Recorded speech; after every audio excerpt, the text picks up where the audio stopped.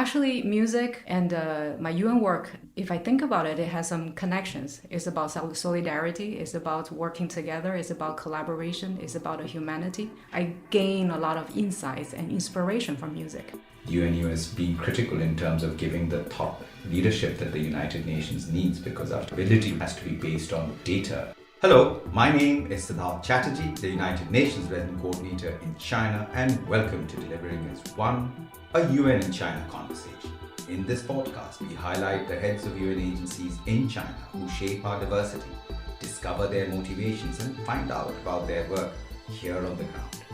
Today, I'm delighted to be joined by Dr. Huang Jingbo, Director of the United Nations University Institute in Macau. Dr. Huang, a Chinese national, joined the UN in China in 2018. Jingbo, welcome to Delivering as One. Thank you, Sid. Happy to be here. Welcome again, and let's jump straight in. Tell us about your growing up, your early life, your work, your education, your early career. Well, this is a relaxing question, sounds like. Yes. Okay, let me tell you something that I rarely reveal to anybody else. So about my early life, childhood experience. I was actually designed to be a musician, a composer, because my father was a composer. As a young child, my father sent me to study piano, music composition, and he sent my sister to learn opera singing and pipa to play the Chinese traditional instrument. Fantastic. So I have never thought that one day I could sit in the UN office and leading a UN think tank in Macau. But my mother was medical doctor. So somehow she decided that I had to pursue an academic career. So at the end, I had to drop my music career. And so here I am. So what a fine manifestation of both art and music and science and everything else. That's quite interesting. So I still have my music and art in my heart, but during the daily life, I do UN work. Actually, music and my UN work, if I think about it, it has some connections. It's about solidarity, it's about working together, it's about collaboration, it's about humanity. I gain a lot of insights and inspiration from music. Fantastic. Right, and then tell us about your academic life then. So I have been studying for I don't know how many years, if I can live up to 100, maybe more than one third of my life. Wow. And I have 2 bachelor's degrees and 2 master's degrees and 1 doctorate degree. So my latest degree in doctors is education from Columbia University, majoring in educational technology. And before that, I had 2 masters. One was from University of Grenoble in France, and in arts administration. You can see how much I love arts and music. The other one is about French instruction, and I got it from Indiana Bloomington.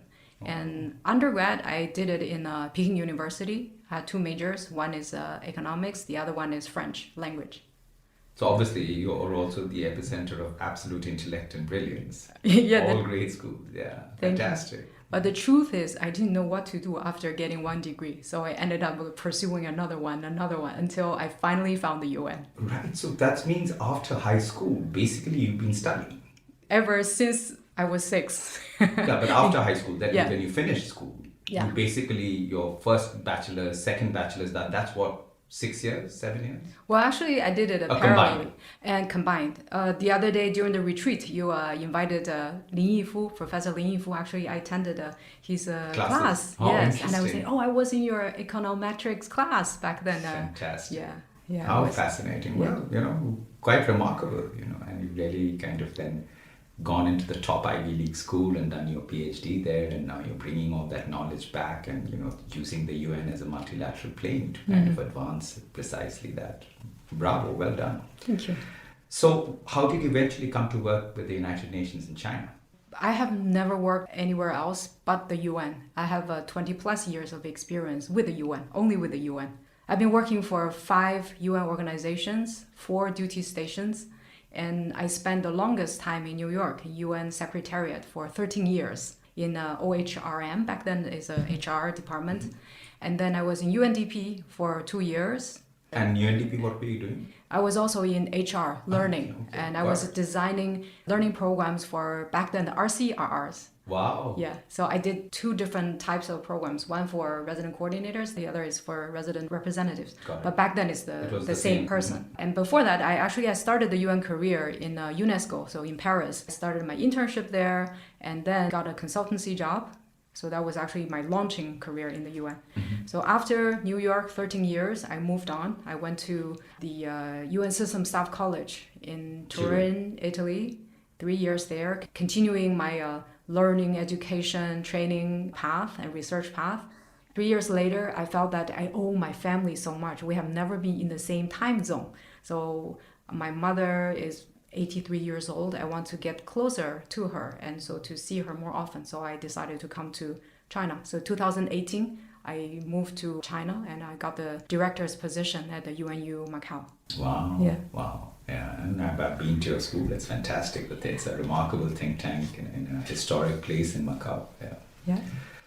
Great. And so tell us about your organization and how does it support the people of China and the country's priorities as well as the UN family at large? UNU actually in the UN family is not very visible, and UNU has been established in 1975, and underneath the UNU there are 13 research institutes in 12 different countries.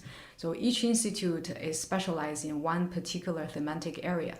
For example, in Asia, there are 3 research institutes. So we're one of them, and we're the only one in China, the UNU Institute, where our focus is digital technologies and sustainable development. And there's another one in Malaysia, which is focused on public health. And there's another one in Japan. So there's one in Canada focusing on water. There's one in Ghana, and one in Venezuela, a few in Europe, and one in policy research in New York, etc. So there are 13 of us. So everyone has his own specific angle. Yeah. So our institute actually was created by 3 parties back in 1991 by Chinese government, Macau government, because back then Macau has not returned to China, and the Portuguese government. So this joint venture actually was launched in 1992, and the special focus back then was software technology and very theoretical. And in the past 10 years or so, the Institute's focus has been geared toward digital technologies, broader research, and also more applied and more connected to the UN SDGs. So this is, in a nutshell, the UNU. And joining UN China is actually a wonderful experience for us because previously we were just an individual institute and being sort of isolated in Macau. But now we have a family. We have a family in Beijing. We have a community. So this is really great.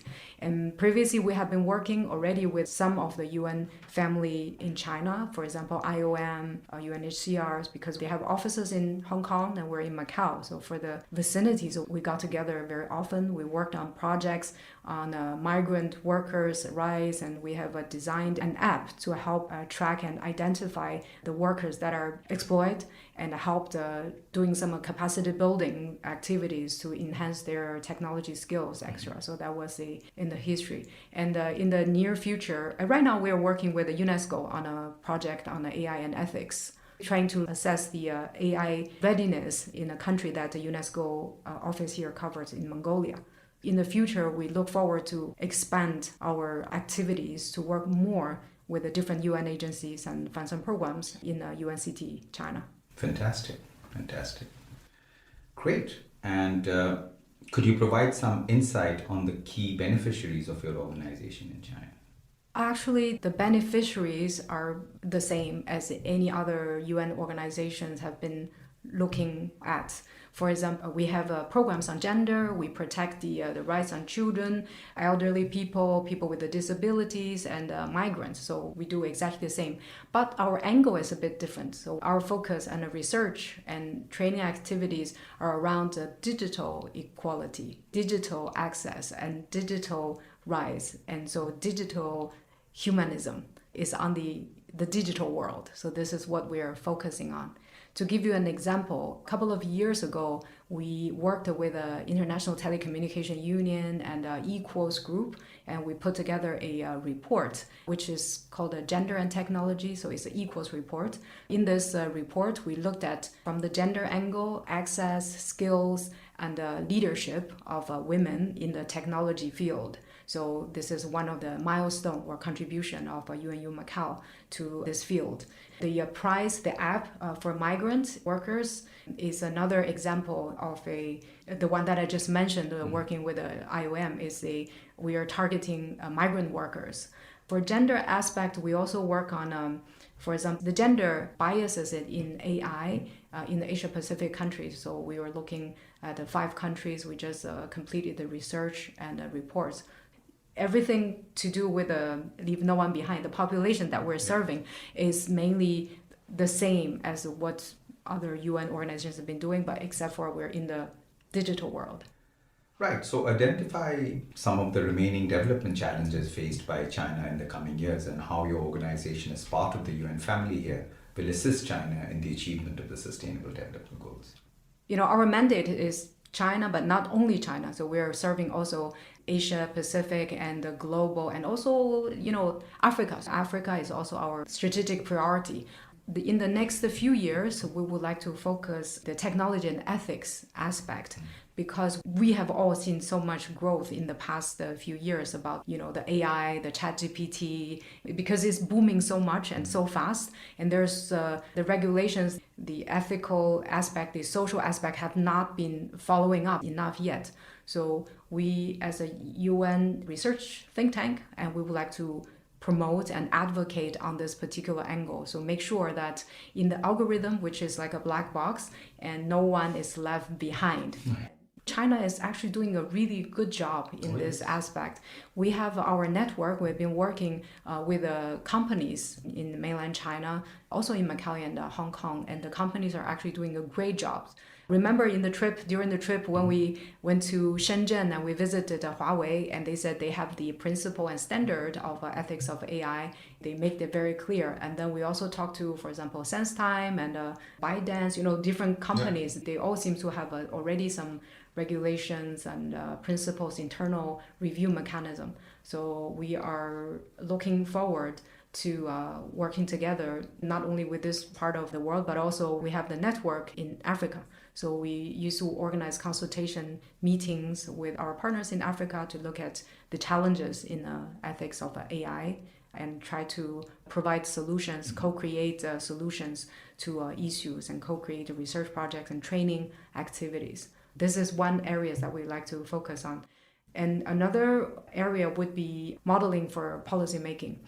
In some places, we probably need a more evidence-based and data-driven decision-making, and modeling would be a useful tool because we can simulate the real world, then put into the complexity of the world into one model, and then the decision makers can look at by playing with the different parameters to see if one thing changed, how the other part would change. So this would inform the decision making for not only within the UN decision makers, but also outside of the UN, the governments. So this would be a good decision making tool. So modeling is an area. And from the modeling perspective, we're also looking into a participatory modeling, which is a way to call for participations for policy making in general.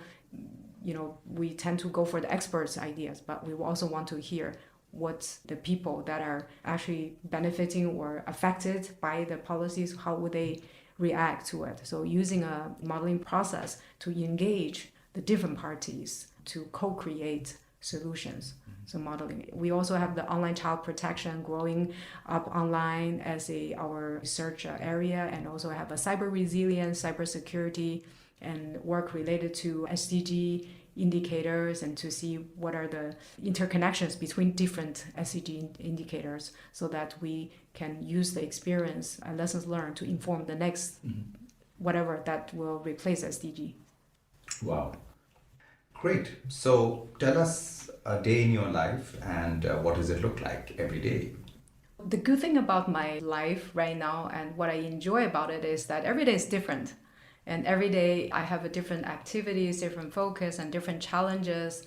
But in general, if I could categorize the different types of my daily routine, would be that on a quiet day or on a busy day or on an event-related days. So on a quiet day, my ideal scenario would be that in the morning, I save the morning time to myself for thinking, reflection, reading, hopefully just to myself. And of course, just ideal situation, but a lot of times I have, meetings and coming, but I would prefer to have that time for myself so that I can write something long enough, so no interruption. And I tend to bring lunch to my office so I can save time, and also I can make sure that I have enough vegetable. In the afternoon is my people time. And so I dedicate almost all my time for my one-on-one, for meeting with our internal staff, and if I need to meet with an external partner, so that's my total people time. I found that I'm functioning better in the afternoon when it comes to connecting to people. So in the morning is more for concentration. For the busy days, for example, the World Data Forum satellite event last month, which you attended very kindly, it was very busy. So every day we had the stand-up meetings with all the staff. First thing in the morning, 9 o'clock, everybody comes in, we discuss for half an hour, everybody just go to do their own thing. And my job back then was to debug, or if there's anything that they are run into any troubles, my job was to help them to find solutions to different issues. So that period of time, my time was a bit more out of control, but it was really fruitful and the result was really good. Great, fantastic. Right, so delivering is one. That's the clarion call the UN Secretary General has made for the United Nations system as part of his reforms. What does delivering as one mean to you? Relying on each other's expertise and agree to disagree. So this is my general sense of delivering as one. And it is very easy to say, but it's very difficult to do. And every institution has its own expertise, and they are the expert of their own specific field. But just because they're the experts, sometimes they think that area is the most important area. I think agree to disagree is a way to set the stage or set the common ground. Okay, we are going to have a disagreement because we're coming from different angles and perspectives, but we are respectful of each other and we try to find a common ground among all the different disciplines. And because we all want to contribute to the country, in the UNCT's case, we all want to have a good result and outcomes, then everybody try to work together. And in the UN, I think the delivering as one is not only at the UNCT level, it's at all different levels. From UNCT, you see the different agencies. In the UNU world, within our small institute, we have people with a different research background. One economist, we have someone with a communications background, a computer science background, a psychology background. So everybody working together. So it's also delivering as one. In the offices and different, operation side and the program side, it's also delivering as one, just relying and respecting each other's expertise, and meanwhile, agree to disagree and respectfully. Right. Great. So now the final question. So what, in your view, is an ideal UN resin coordinator? Okay, I have two stories to tell. So the first story is about the time when I was doing the training design for the RCRRs. So before I designed the training program, I studied every participants' CV, because I was curious to learn how could these RCRRs grow to today's situation, like they reach today's positions. So I studied the CVs, and my assumption was that there must be some, maybe some common education background or a common career path. So I, as nerdy as I am, I had an Excel sheet. I put everybody's information into the Excel sheet just to compare, trying to find some pattern. But at the end, I didn't find any pattern. So the RCs could come from all different education backgrounds. Back then, for my cohort, I had one medical doctor, I had one urban designer, I had someone growing from a JPO all the way to the RC in the UNDP system. So, everybody's education background is so different. And if I look at their career path, again, their career path is completely different from one another. But there's one thing that I discovered after not finding any patterns. One thing I discovered is mobility, which means from all the CVs that I studied, all the RCRRs have been moving around constantly. after a few years and they move to another position, they move to another organization, they move to another field or another geographical location. So the mobility is a common thread among all these RCRRs. So this is my first learning. When you say mobility, you feel that mobility is something that contributes to the experience and the skills of NRC? Is that what you're saying? I haven't done some rigorous research, but I can only say it probably is correlate with each other. So which means maybe RCs would reach at the RC level, probably they tend to have more mobility experience. It's interagency and country-wise. Yes, country, interagency, even inside and outside of the UN. Yeah. So this is just my observation. There's no rigorous research in any case. When you ask me what makes a good RC, I listed some of my ideal RC persona characteristics. For example, an RC in my mind would have a very good visions, future visions, and great visions, and has entrepreneurship. There's challenges and to do something new, to be creative, and hold the optimistic views and attitude, courageous, and rise to challenges. And meanwhile, the RC would be very human, empathetic, supportive, inclusive. And the fourth characteristic I was thinking of is the RC would have this great charisma or the ability to connect with partners, with governments, with the staff. So for the partners, the RC would be a trusted partner. And for staff, the RC is an empowering RC. You know who I have in mind? No. East, West, Sid is the best. Oh, Jingbo, thank you so much. That is so sweet. Well, and that brings us to the end of this conversation, Jingbo. Very fascinating that from music to sciences, and you've kind of bridged the two aspects, which perhaps makes you a fuller person in many ways. You're also a mother, so you have your responsibilities as a mom and and all that. So I'm sure that your daily life must be quite hectic and quite busy besides. But I see the role of UNU as being critical in terms of giving the top leadership that the United Nations needs, because ultimately, our ability to get our work done has to be based on data and our ability to comprehend that data and to then make us convincing policy arguments based on that, and that cuts across a variety of spectrums. So I'm really pleased that you're a part of the UN family here in China. Well, so thank you very much, Jingbo, for sharing your story, sharing your time with us today. If you would like to learn more, visit china.un.org or follow UN in China on Twitter. Join us next time for another installment of Delivering is One, a UN in China conversation. Thank you again, Jingbo. Thank you.